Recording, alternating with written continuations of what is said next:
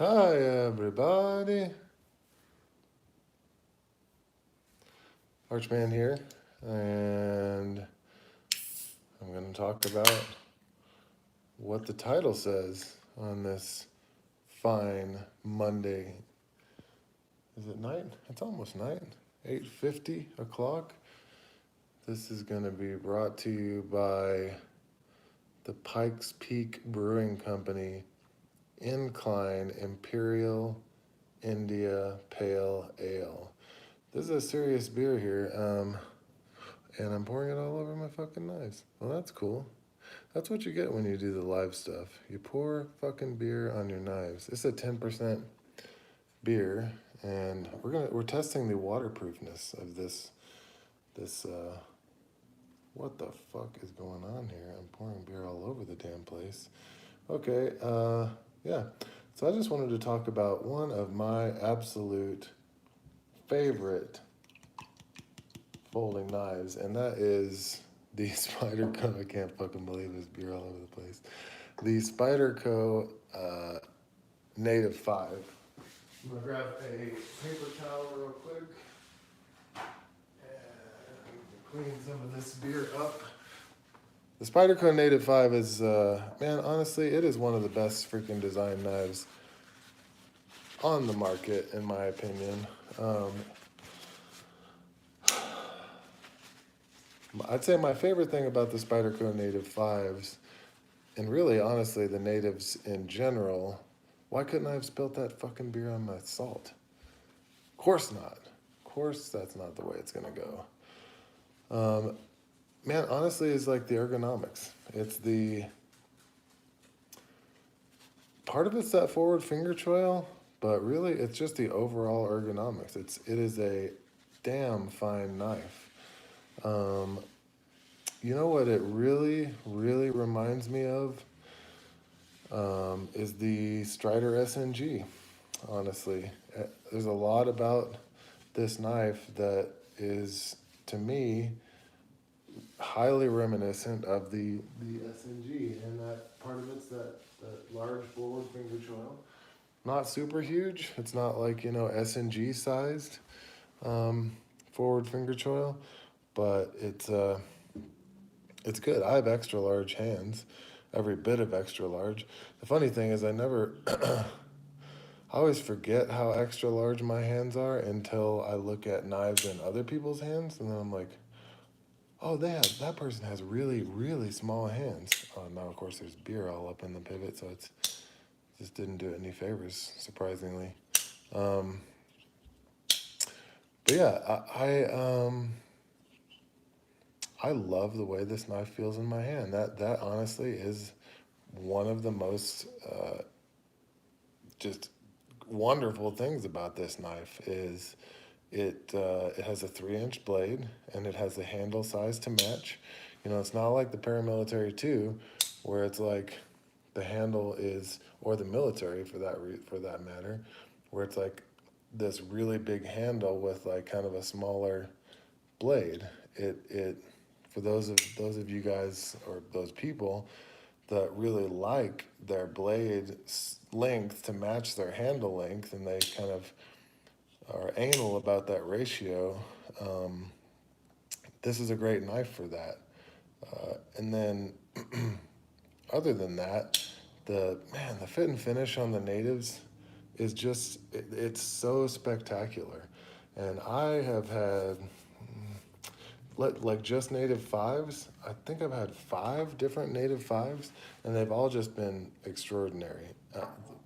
I still have my first native 5, and that's this one. And this one has seen a lot of use. I think I've done a review about it. I've certainly talked about it a time or two. And I bought this knife more or less just to be like what I call a Mexico knife, where it's like I can take this to places, don't give a shit necessarily if it's, lost or stolen or confiscated or what happens to it. It's just going to be all things considered, a high quality knife that can is up for just about any task. a beater to say, to use, some people's terms. Um, but yeah, just to be there for me whenever more expensive things can't do it, or shouldn't do it, I should say. I'm gonna take a sip of this beer. Ooh boy, that's tasty. Holy moly. Those of you guys just joining, the Pikes Peak incline. Native Virgos look a bit like the Spyderco Sage 2. I'm not at a Sage 2. I am a fucking opinionated dickwad, and my dickwaddiness, for some reason, is just like, you're not gonna fucking buy that other knife that you like because you're gonna give your money to the fucking golden shit. So, like, honestly, there are knives that I really like in the Spyderco line, but I'm just like, I'm not gonna buy that shit because I'm I'm wanting to keep my money in the golden stuff. So I feel like if I give my money to golden, that they're gonna make more knives out of golden, and then you know that next knife is gonna be made there. So I could be wrong, but at the same time, if more people did that, I guarantee you I'd be right. But that's okay.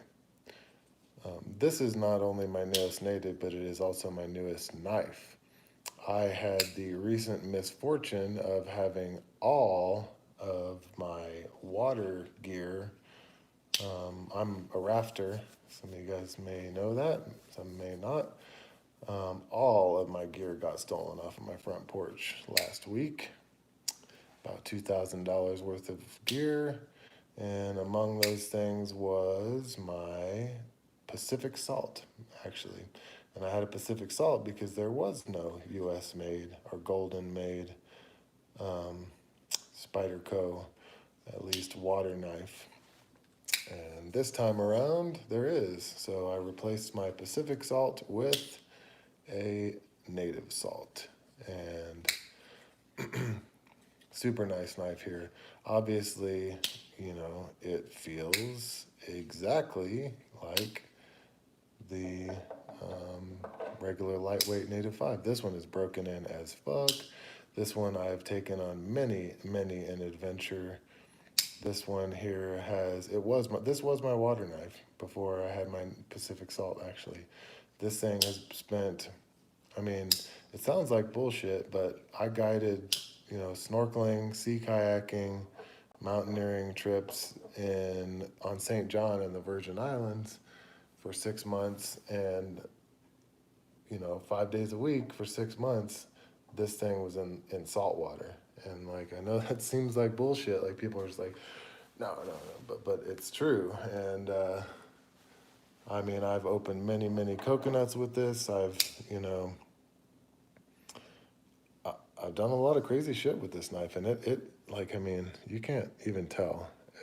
I am just so blown away with the Native 5 lightweight. Like, there definitely were times, because I also had on the island with me at the same time, I had two XM18s and Sabenza. So I was like, let's see what this knife can do. And I mean, there were times where I literally was kind of trying to break this knife, like prying open stout coconuts and just saying, see what I can do. And I mean, it's flexing and stuff and bending, and I'm like, all right, maybe it's gonna break. But no signs of, ever cracking, no signs of any issues at all. Only problem I ever had with this was I did break the pocket clip. But then I took a trip to Golden. It's like, hey man, I broke this pocket clip because I'm a fucking idiot.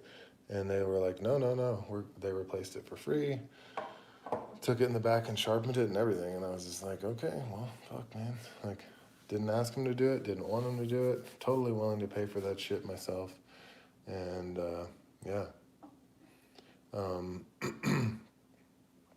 So this knife has not been put through any type of paces at all. It literally is brand spanking new. It's going to go in my personal flotation device, aka life jacket, and I might practice, pulling it in and out of my life jacket so I can be handy with it in an emergency situation, but that is all the use that it's going to see. Just like my Pacific Salt, never really saw any use. It's sharp as fuck. I've tested the edge just a little bit, and that's it. That's all it's going to ever see. This knife here has been kind of in an EDC role. Some of you guys will notice that I have a Rips Garage Tech clip on it, which I think is very suiting for this knife. I think this knife, I mean, a lot of you guys will, some people watching this knife review will go, I think that knife's too expensive. And other of you guys watching this knife video will say, I would prefer a fancier knife to that. Some people will say I would prefer a fancier knife, but I want to pay less. You know, you never know what people are going to think. But to me, and I have had the S90V fluted carbon fiber one, which I gave to my wonderful father-in-law, who just loves that knife. He every time I see him, he's like, man, I just love this knife so much. It's just so amazing. But I really prefer this, honestly, even if they were the same price. I think this is a super sexy knife, and I also think it's very suited to do really any use. I mean, this is a down and dirty EDC. This is a, you know, suit and tie knife too. I think as long as, you know, maybe it's not sticking out of your pocket on the clip or whatever. It's a really fantastic knife. This one is S30V. It hasn't seen a bunch of crazy use, but I'm a carpenter and currently I'm building some tiny homes, which is just literally everything you can possibly do in home building, minus something like drywall. No drywall in a tiny home. But, and it's seen quite a bit of use, you know, cutting zip ties, trimming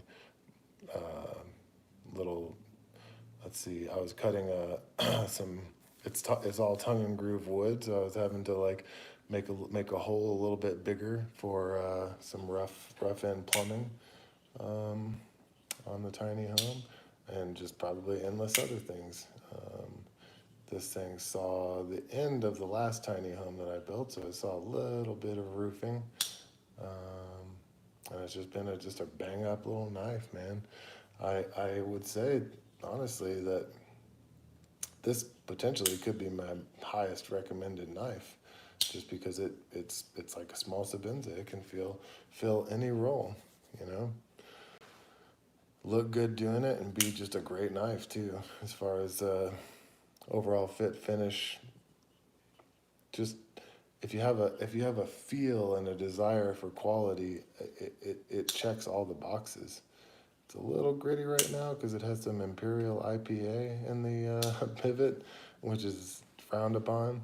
But so yeah, it's not even gonna. It literally is just all gunked up in the pivot. It's fun, which is funny too, because I had this knife in my pocket all day today.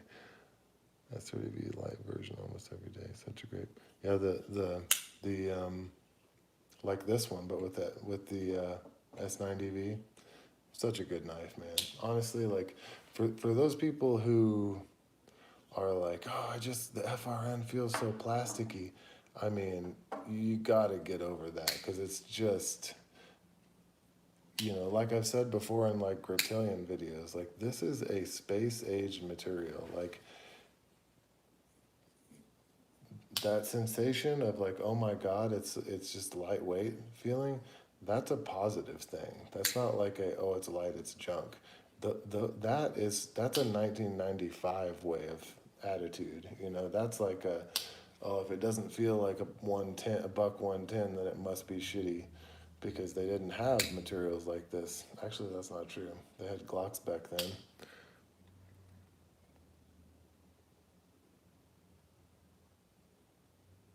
No, Spyderco is definitely not giving up on Golden. This is proof of it right here. It's just that Spyderco is like, you know what Spyderco is they unfortunately have this. It's like Sal. these fucking four-way clip, pocket clip shit on here. The amount of people who want a fucking four-way pocket clip is zero. Nobody gives a fuck about that except for Sal, So like same with like FRN. Those motherfuckers, these good people, I meant, are married to fucking FRN and or not, or FRCP or whatever you want to call it. Fiber reinforced nylon. Dude, the Andela looks awesome. Honestly, I'm really excited about one of those because I love the Endura. The Endura is in my tool bags. I keep it in my tool bags all the time. But just going back to Spyderco giving up on their golden stuff, man, I would actually even counter that to like say it's not Spyderco at all who's given up on the golden stuff. It's every other motherfucker that's on the fucking forums and on Facebook and on their page. It's the people, like it's like a V for Vendetta. If you want to look at the problem, then look in the mirror. Like it's fucking us, and it's not us because it's definitely not me. I don't have any. I've never bought a fucking Taiwan Spyderco, and I don't have any fucking desire to either because like I want to push the golden shit because like I know that I want my if I have friends in Golden who are interested in knives, I want my fucking buddy to work at the Golden Spyderco factory and make those knives, not nothing against the Taiwan people. It's not that I'm like against that. I'm just for what I'm for, and that's what I try to support. So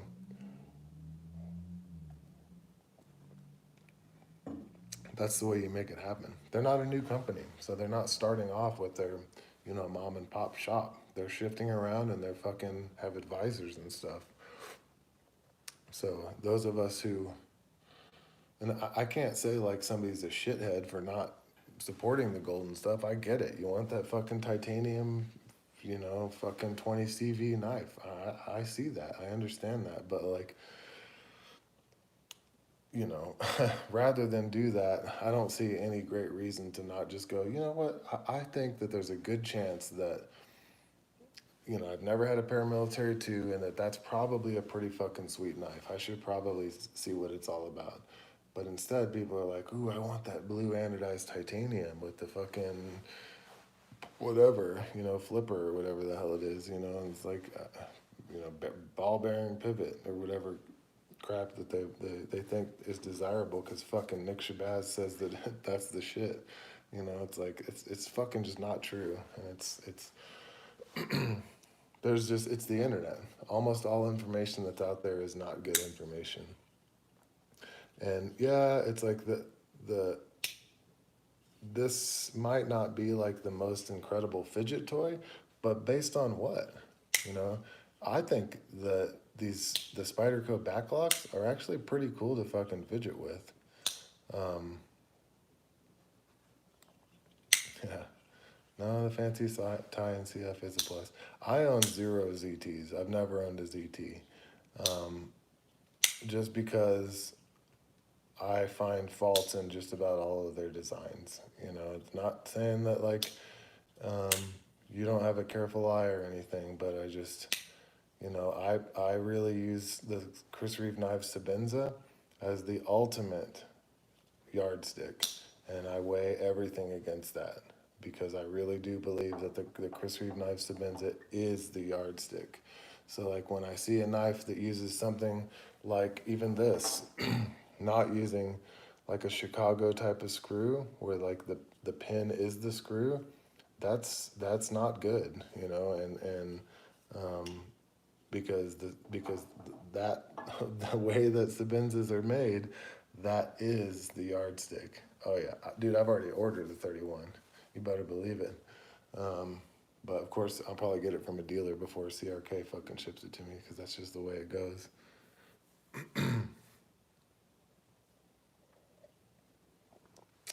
But yeah, moving back to the native, it is a fucking bummer that they switched from S35, which is what this guy is, to S30V as their base model. I mean, I get it. S30V is more of a base model steel than S35VN is. It's fucked up because like there's not very, in my opinion, there's not great information out there on these steels. Like people will say, the only person who says it's not negligible is Chris Reeve Knives, and they have a fucking dog in the fight because apparently Chris Reeve helped invent S35VN, so they have a pride. They might have some pride in the battle, but my honest to God fucking impressions through and I don't give a fuck, man. I don't have a dog in the fight. I just don't. But my findings over this thing is so gritty with that beer in the pivot over just years of using them is, man, honestly, like S35VN. Oh, it suddenly got smoother. Um, it really is superior to just about every other steel that I've used personally. And I mean, not only have I owned many, many different knife steels, I still have a bunch of different knife steels. I mean, I've got, you know, M3, I've only one knife in M390 right now, but I have several in CTS 204P, or I have one CTS 204P. I have several 20CV knives right now. The majority of my knives that I do have right now are S35VN and S30V. Um, but yeah, I guess long story short is, man, it is a bummer that they've done that, and I think it's because supply and demand. I think Crucible only makes a certain amount of S35VN, and I think Chris Reeve Knives is buying the fuck out of it, and then there's other companies that are just buying the fuck out of it. Like um, shit, their names are escaping me right now, but there are makers who really, really love the S35VN, and that's what they're pushing. Like Hinderer was doing that for a while, and I don't think that they chose to make all their knives right now in 20CV by choice. I think, right, ZT is heavy into S35VN. I've noticed that too. Yep. And I think that it may be more flexible with the heat treat potentially. I know that it's easier to machine, or theoretically is easier to machine, is what they say, and that could be a selling point too. But I don't think that that companies are choosing other metals because that's what they want. I think that's because other companies are just buying the fuck out of it, like just literally buying everything they can. Like Chris Reeve Knives, Chris Reeve Knives is literally, how much are you making? I'll take it. How much are you making? I'll take it. Like, I mean, that's what they're doing. Because every fucking Chris Reeve knife is S35VN. And, like, they probably also have some push because of, Chris's influence with Crucible. So, who knows? Um, but that being said, one of the Spyderco S30V knives that I've used pretty extensively is my Paramilitary 2, which I bought at the Golden Factory. And it is it's a knife that I really was hoping my wife would warm up to, but it kind of, now it lives permanently on our table next to our front door because she's like, where's the knife? There's supposed to be a knife here. I'm just like, all right. And I personally am not in love with the Paramilitary 2. Just overall, I way prefer the native to the Paramilitary 2. So I've just kind of left it there in the hopes that she'll take it with her when she goes out the door and have it there when she needs it rather than use my knives. Honorable mention here, because it is technically a native, is my little native compression lock. And for those people who, this thing's gritty too. I was using this at work the other day because I brought it to work for a little show and tell, and it ended up going through the ringer that day. And I had fun using it too. This thing is also S30V, CPM S30V.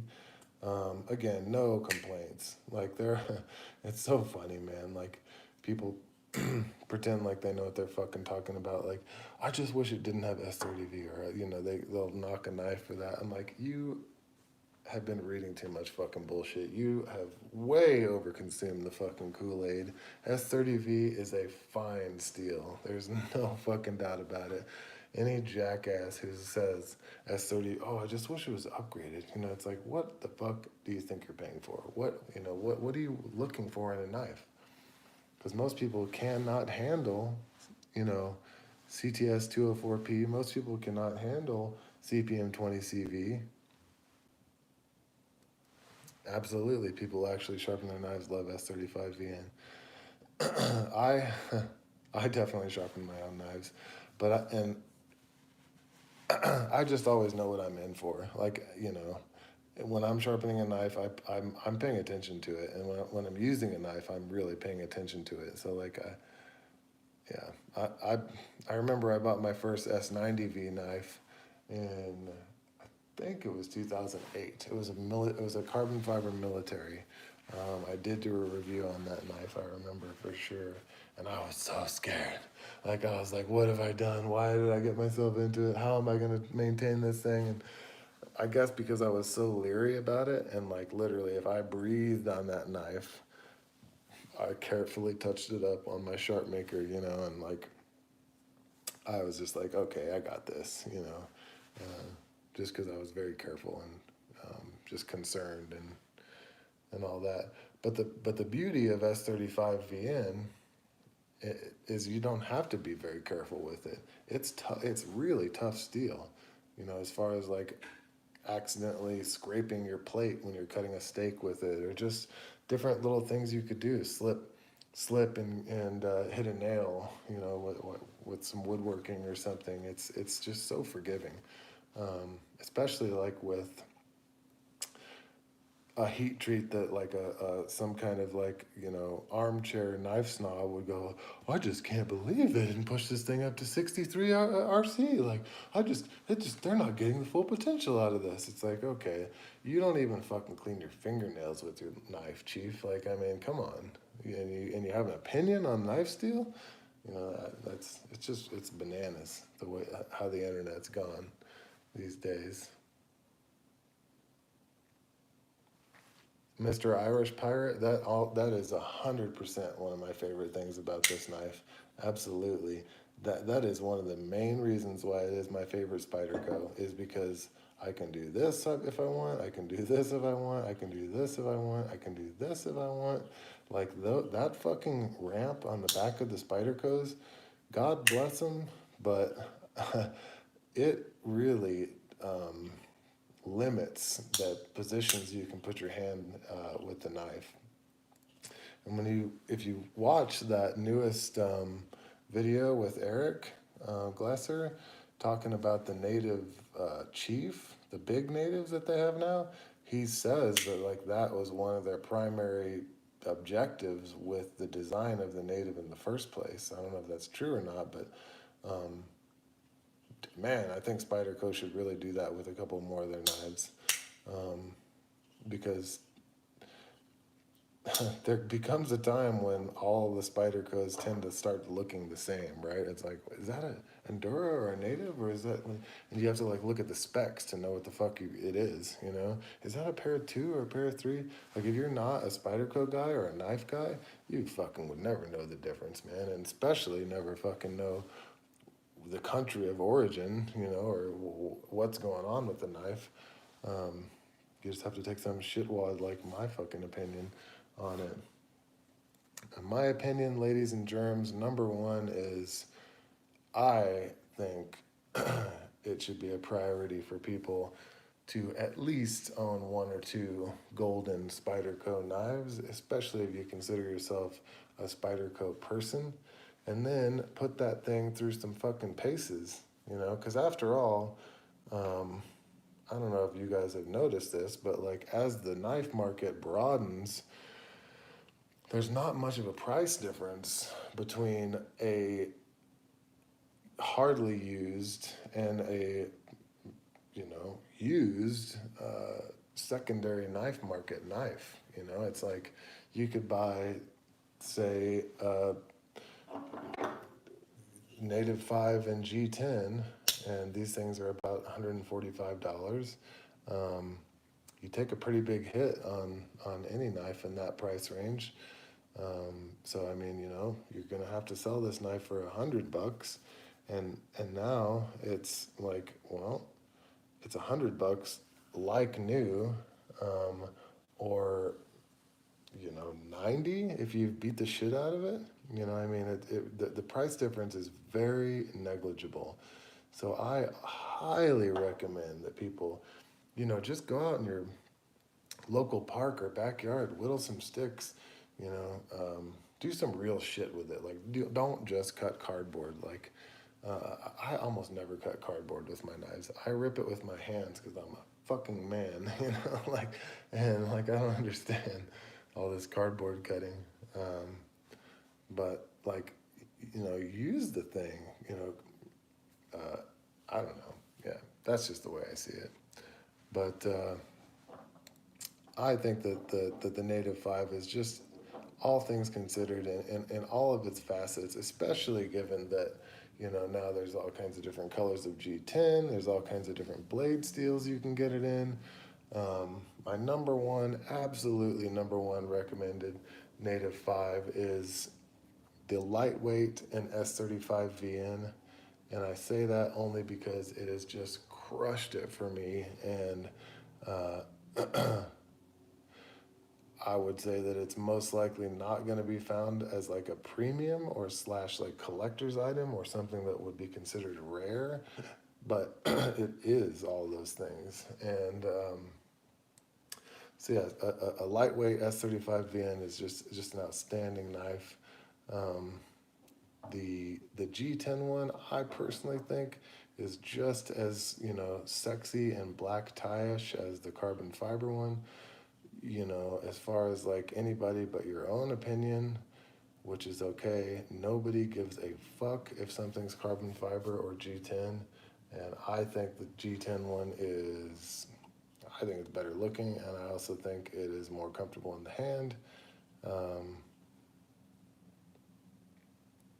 oh, hell yeah. Yep, I've swam with this S35 VN for like literally 100 hours or more. Um, but yeah, it's just been a great knife. And this one is new, but it's gonna go rafting with me many, many times this summer. Um, but yeah, I'm gonna go ahead and hit the hay, ladies and germs. But this has been a really good video, man. I really appreciate all the comments and, you know, encouragement. And thanks everybody for watching. And questions, comments, concerns, smart remarks are always appreciated.